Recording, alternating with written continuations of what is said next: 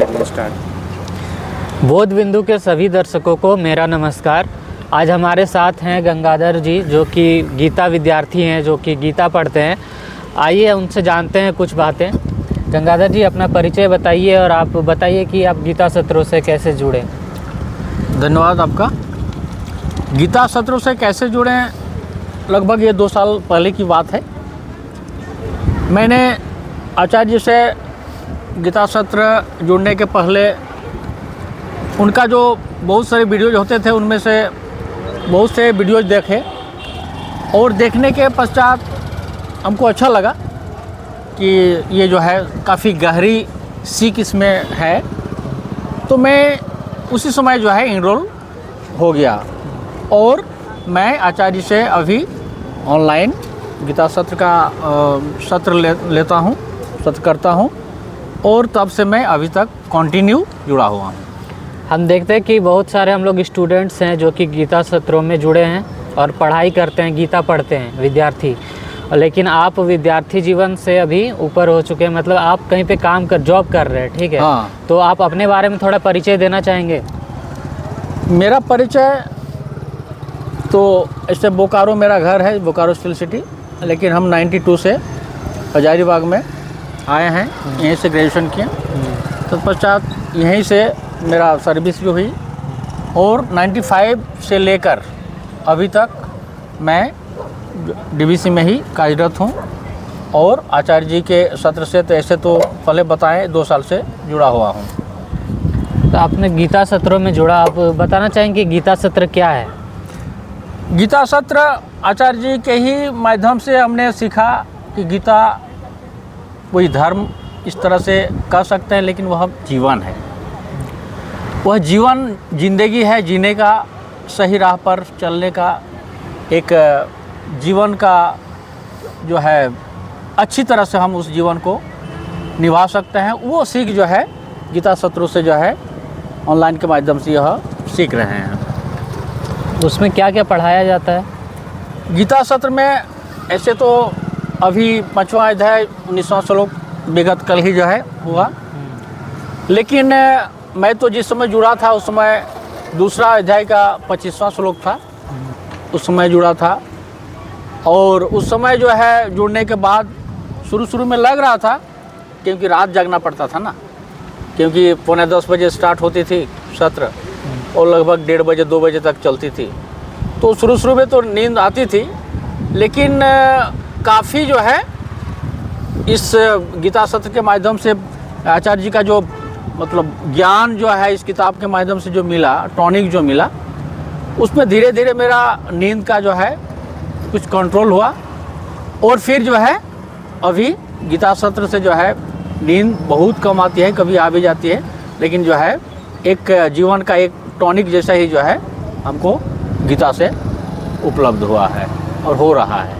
तो ये जो सेशंस होते हैं, इसमें भगवत गीता के अलावा भी और कुछ पढ़ाया जाता है क्या? भगवत गीता के अलावा वेदांत के जो है काफ़ी उपनिषद के जो है वो भी जो है पढ़ाया जाता है, संसरिता है। तो अष्टावक्र गीता का भी जो है क्लासेस जो है आचार्य जी लेते हैं और बौद्ध प्रत्युषा है, उसका भी जो है क्लास जो है आचार्य जी हम लोग को सिखाते हैं, ये तो लेते हैं। तो इन सब किताबों का जो पढ़ाते हैं, ये इन्हें बौद्ध ग्रंथ कहते हैं। तो इन बौद्ध ग्रंथों को सर पढ़ाते हैं, उससे आपके जीवन में अभी तक क्या बदलाव आया, कुछ बदलाव आया है या? जीवन में बदलाव तो दिनानुदिन होता ही रहता है, लेकिन विशेष करके जब से सत्र से जुड़े तब से बदलाव का प्रक्रिया जो है वह रफ्तार जो है वह थोड़ा तेज हुआ है। पहले तो अध्यात्म के नाम से केवल हम लोग यही जानते थे, इसके पहले का भी वीडियो मेरा था, तो नहान धोआन करके अगरबत्ती जलाकर और पूजा पाठ करना, फिर पूजा पाठ करने के बाद जो है अपना खाना खाना, इस तरह से अध्यात्म को समझते थे, लेकिन अध्यात्म मतलब नहीं जानते थे। जुड़ने के बाद आचार्य जी ने सिखाया अध्यात्म मतलब अधि जोड़ आत्म, अधि मतलब अधिक होता है और आत्म मतलब स्वयं। तो स्वयं के बारे में आप अधिक से अधिक जानकारी आप कीजिए वह अध्यात्म हुआ। तो ये जो है आचार्य जी से ही हमने सीखा। और अभी जो है गीता शास्त्र हो चाहे बौद्ध ग्रंथ हो, उसका बदलाव के बारे में कह सकते हैं कि पहले कोई भी किताब को इस तरह से, आध्यात्मिक किताब को तो उतना पढ़ते नहीं थे, लेकिन इधर काफ़ी जो है पढ़ने का हमको ललक बढ़ा है इस किताब में, स्टॉल में। और उनको जो है, जैसे एक किताब था दुर्गा सप्तशती, क्योंकि एक DVC एक ऐसा स्थान है वहाँ पर दुर्गा सप्तशती का जो है हर वर्ष जो है वह मतलब पंडित जी द्वारा वह नवरात्र में 9 दिन तक जो है वह सुनाया जाता था। तो वो भी जो है पहले नहीं जानते थे। अब जैसे ही जो है आचार्य जी द्वारा एक किताब दुर्गा सप्तशती है, उसको जैसे हमने पढ़ा तो सप्तशती मतलब नहीं जानते थे, और जैसे आचार्य जी की मतलब किताब में पढ़े, सप्तशती मतलब सप्त मतलब 7 होता है, सती मतलब 100 होता है। यानी कि जिस तरह से भगवद गीता में 700 श्लोक है, उसी तरह से दुर्गा सप्तशती में 700 श्लोकों का एक जो है उसमें संग्रहित किया गया है। और आचार्य जी जो है वो काफ़ी मतलब उसमें बताते हैं कि मेरा भी जो है बहुत अच्छा ये जो है पहले से है, उनको उसमें लुभावन जो है आचार्य जी का ये पढ़ते थे, और जो है भाष्य जो है वो तैयार किए हैं।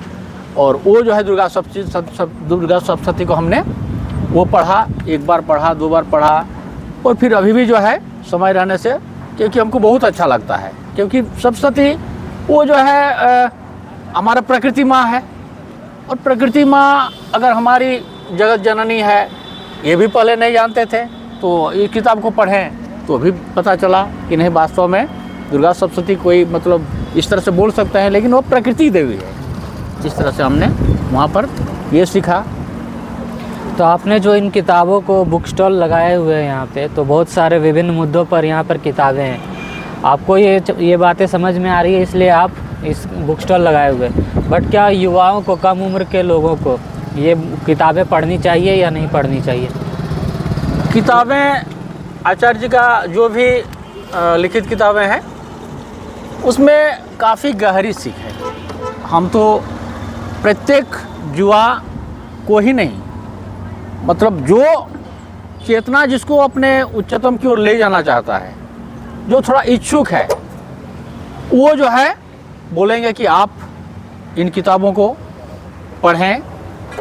पढ़कर जो है आप जो, ये तो कुछ दिन के लिए हम लोग का जीवन है ना, तो उसको जो है आप जीवन को समझें। और जब तक आप किताबों को मतलब पढ़ेंगे नहीं, जब तक आप किताबों को पढ़ने के बाद फिर समझेंगे नहीं। ऐसे तो बहुत होता है कि पढ़ लिए तो हो गया, लेकिन नहीं, पढ़ने के बाद उसमें समझ, फिर समझ के बाद हमको जो है उसमें जीवन में उसको उतारना, ये होता है। तो इस तरह से जो है किताब को पढ़ रहे हैं, और धीरे धीरे जो है अपने चेतना को मतलब ऊंचाई जो है वो आचार्य जी की किताबों से मिल रहा है। मतलब आपके अनुसार अगर युवा भी इन किताबों को पढ़ते हैं तो उनको वो फ़ायदा होगा, उनका जीवन बेहतर होगा, युवाओं को भी।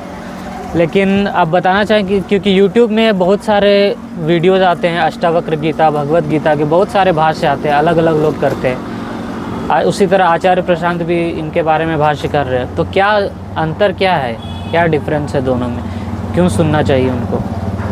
अंतर के बारे में ये कह सकते हैं, जब से मतलब आचार्य जी की किताबों को पढ़ रहे हैं, कि इन किताबों में सटीक ढंग से जीवन के बारे में, कि हमारा जीवन कैसा होना चाहिए, उसमें गहराई से जो है वह सीधा सरल भाषा में वह इसमें हमको जो लगा वो हमने पढ़ा उसको, और फिर वही जो है जब लगा तो फिर हम किताबों को पढ़ रहे हैं। और अभी स्टॉल के माध्यम से ही दूसरों को भी पढ़ने के लिए प्रेरित कर रहे हैं कि आप आएँ, आप इन किताबों को देखें, फिर आपको समय है तो 10 मिनट पढ़ सकते हैं, फिर आपको उसको जो है खरीद सकते हैं, और फिर अपने जीवन में उसको जो है उतार सकते हैं। ये जो है इन किताबों के बारे में हम ये कह सकते हैं। जो भी हमारे दर्शक जो है यहाँ पर आते हैं, जो हमसे भी, हमारे परिवार में भी रिलेशन में भी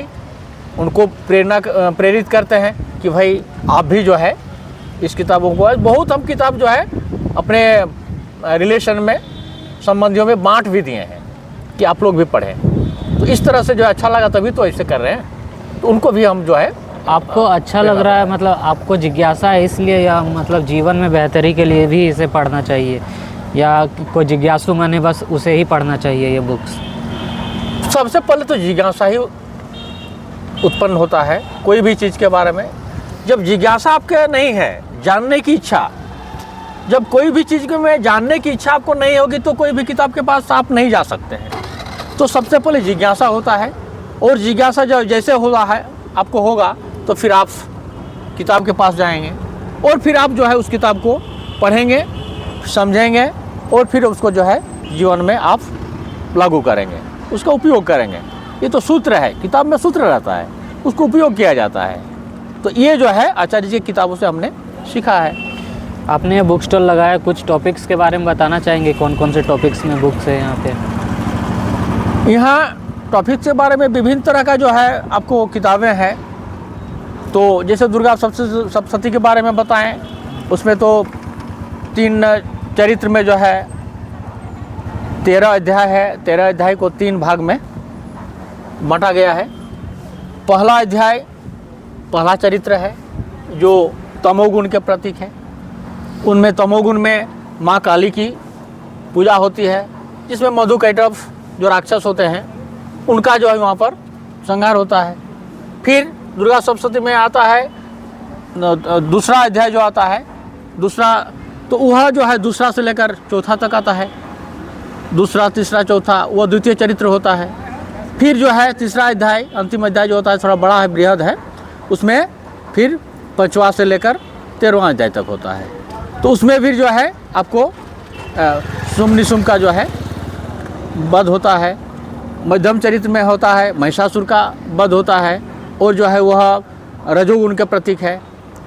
तो रजोगुण के प्रतीक हमारा जो है दुर्गा सप्तशती में बताया गया है, ये 3 गुण होता है। प्रकृति में भी जो है वह 3 गुण निहित है।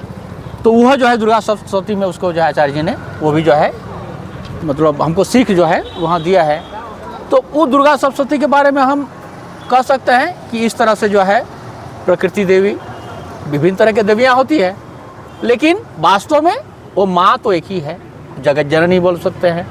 उसमें जो है एक ये होता है कि या देवी सर्वभूतेषु मातृरूपेण संस्थिता नमस्तस्यै नमस्तस्यै नमस्तस्यै नमो नमः। कि हे माँ, आप तो पूरे जगत की जननी है, तो आप ही तो सर्वे सर्वा है, पूरे जगत की माँ है। चाहे कोई जीव हो, चाहे कोई जानवर हो, चाहे मनुष्य हो, सबकी माँ तो आप ही हैं, और आप मातृ रूप में सब में निहित हैं। इसलिए आपको बारंबार प्रणाम है, बारंबार प्रणाम है, बारंबार प्रणाम है। ये तो है दुर्गा सप्तशती से हमने आचार्य जी के द्वारा जो लिखित किताब से सीखा। तो ये है गंगाधर जी, जो कि डीवीसी में कार्यरत हैं पिछले 30 वर्ष से, और अभी भी कार्यरत हैं। हर संडे को बुक स्टॉल लगाते हैं ताकि युवाओं को जागरूक कर सके और युवाओं को अध्यात्म के रास्ते पर ला सकें। इनका यह प्रयास कई महीनों से जारी है और आगे भी जारी रहेगा। धन्यवाद।